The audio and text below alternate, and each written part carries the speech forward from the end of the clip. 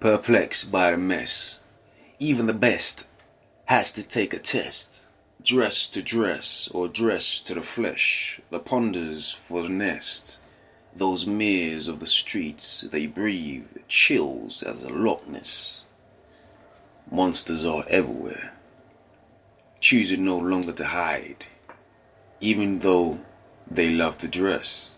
It's a feeling, builds to heights in the chest. Its fuse uncooled. It runs short in falls. The only recognition as it rears its ugly head, finally in the mood. Thus, it would undress. Hello everyone. Welcome back to Poetry Journal Podcast. I am your host, Alex Murdoch.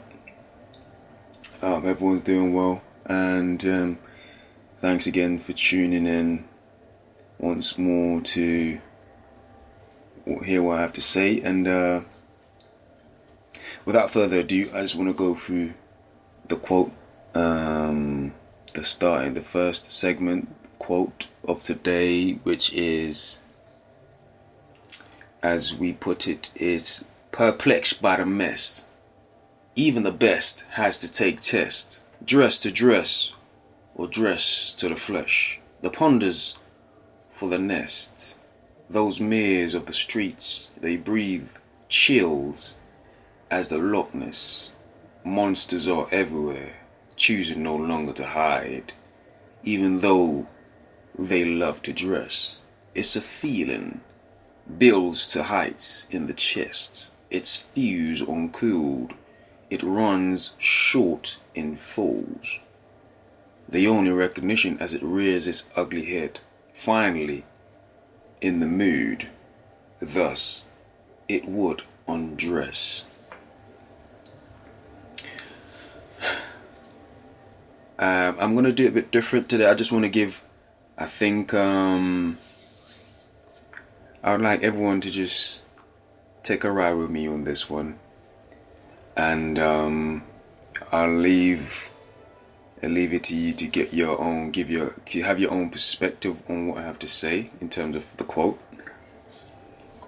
But just humor me and just take a ride with me as I run through, my retort, so to speak, in relation to the quote.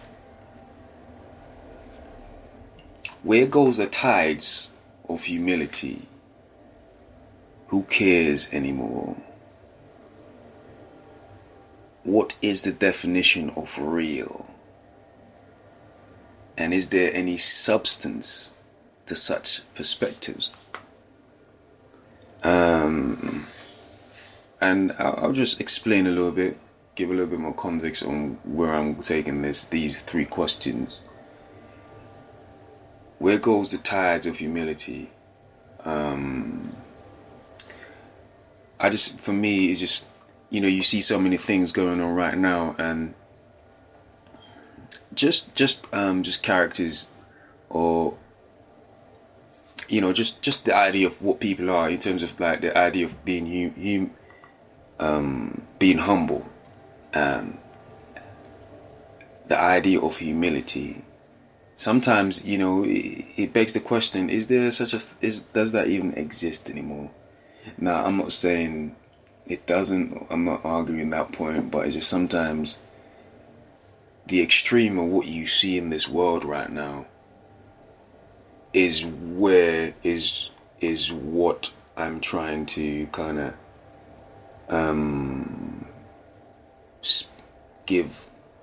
speak towards, or kind of like pay attention to, or give attention to, in a sense, by just asking these questions like humility. Who cares anymore? What is the definition of real? And is there any substance to such perspective? Does real exist anymore? And it's just with the amount of destructions and killing, death. It just seems to me like the world's turning upside down. And so, just speaking of like the idea of like people in general and their being, their characteristics, it's hard to see, humans for what they're supposed to be, or the purity of what life is as a person in this world. And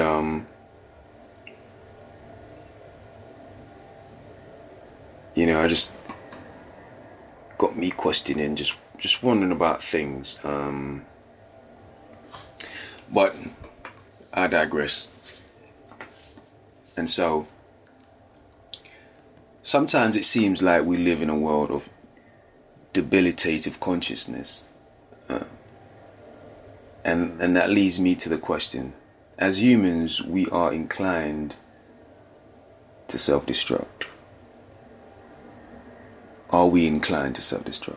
Is the concept of genocide, anarchy, extinction, are these all various concepts in a way inevitable? Ergo destined to occur, to take, to destined to happen, to one day take place in this world.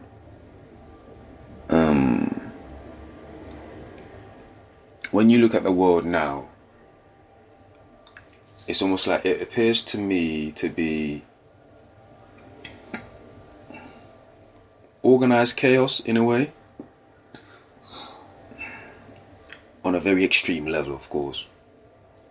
And sometimes I do wonder what happens when chaos is no longer organized.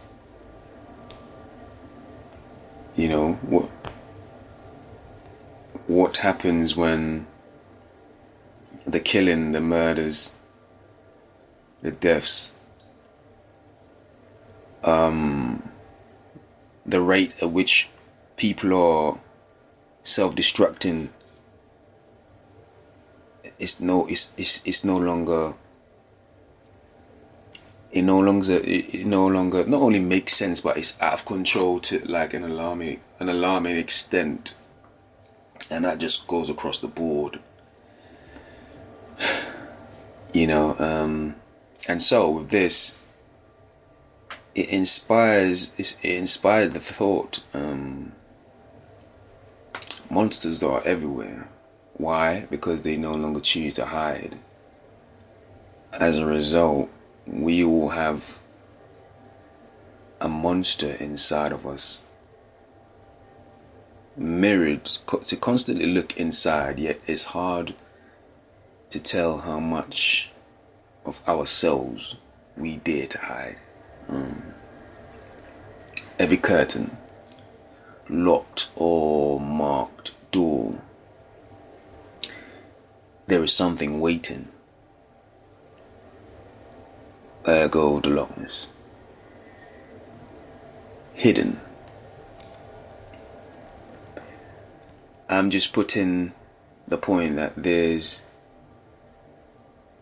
speaking out loud. There's the idea of speaking out loud, but or I'm pretty much venting and just kind of just speaking out loud, but with so many hiding facets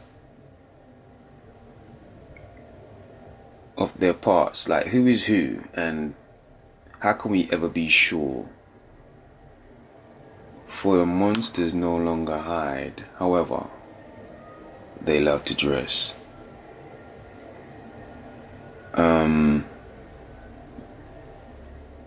Never mind me and the madness, folks. Just deciding to go on a poetry event tonight. If you can relate, be sure to reach out and tell me about it. But in essence, what I'm trying to do with this quote especially, or this episode especially, is just literally almost speaking on, that little voice in your head that, that's trying to make sense of a lot of the situations that's taking place in the world, and perhaps a lot of things that you understand what it is, but it still don't make sense, because it's just like they always use this saying where your highway to hell, like, and sometimes you see a lot of things, or you hear a lot of things that's taking place, regardless of where it is, whether it's close or far, within your country or across the globe, other side of the globe. It's just and so it begs a lot of the questions that I've kind of put towards you. And so, but without further ado, I digress. Let's move on to the next segment. Now I stand in a mess, de-stressed, but feeling less, pondering on the catastrophic, automatic, explosive, and so I couldn't stop it. I stand to stand, thinking what I stand to lose. Don't forget me. As the curtains close, as the tides turn, telltale from the nose, the shivers, the earth shivers. I see the brittle cracks and particles, never again to see the world. My pain is timeless, ticking as my temperament goes mindless.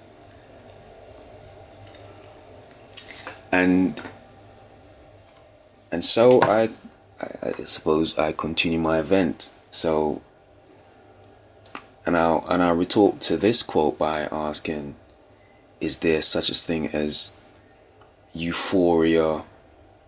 Is there such a thing as an euphoric thought?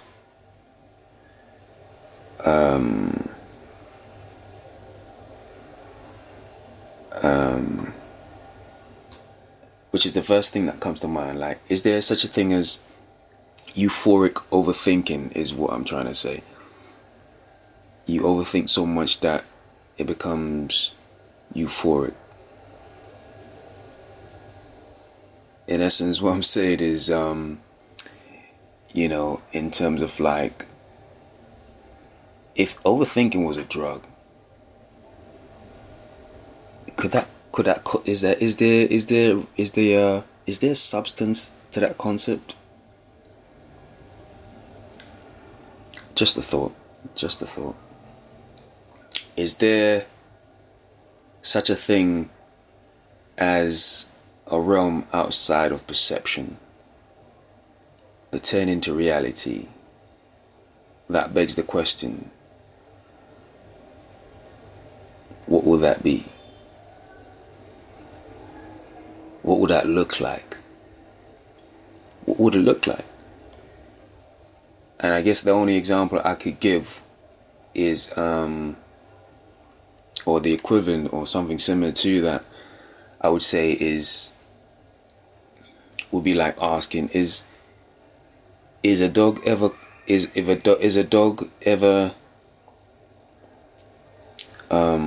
not colorblind, in the sense of like, if a dog could see color, what would that be like? Or maybe I internalize it more and saying like, if I was a dog, because dogs are colorblind, and I could see color, what would I look like? And so that is more a play on perception, and I guess this is where I'm kind of leading with the other question. Is there such a thing as a realm of perception pertaining to reality? Realm outside perception, sorry. Is there such a thing as a realm outside of perception pertaining to reality? And when I say perception, I mean based on what we hear, we see, what we internalize as reality as we know it. Could there be a thing outside of that? Just questions, folks. Just questions. I know I am brain-splaining tonight, or in this episode, so to speak. It's kind of like a word I like to use, brain-splaining. But I like to think of it as a poetry event. I believe all the above is a way to encapsulate the impression of the quote mentioned above, and I feel everything I speak about is almost like a retort to that quote. Everything I've mentioned just now is a representation to how I feel about that quote. So much going on, it's hard to think sometimes or put sense to paper. Thus, I would vent. In this case, I give you the poetry vent. And as always, I want to just give another shout out to the listeners. As always appreciate everyone listening, and just show support to what I do. And again, just people just reaching out to me and just kind of giving me their opinion, their own impression on what I speak about. Now, this is all in the realm of poetry, and it's kind of like where I like to keep it. And as I've mentioned before, with poetry, it's all about questions. And so sometimes I might veer away from certain things, but I like to revert back to the norm and just making it about poetry and questions at the end of the day. Certain things I feel you can't quantify by just speaking on it or just writing about it. But where the words fail, I always believe that art would make a better jest in breaching that gap to reality, where I feel more people are comfortable in trying to understand certain premise that is going on, that you might speak about, that you might discuss, especially on a platform like this. So again, I would say thank you for listening and appreciating what I'm doing. Again, I want to add that you can find me on Amazon, Poetry Journal, and you know, I do really love what I do, and I do love this creation, this most recent creation, poetry creation, which is Poetry Journal, Growing Pains. I feel it's a phenomenal art that I've created, and I'm very proud of it.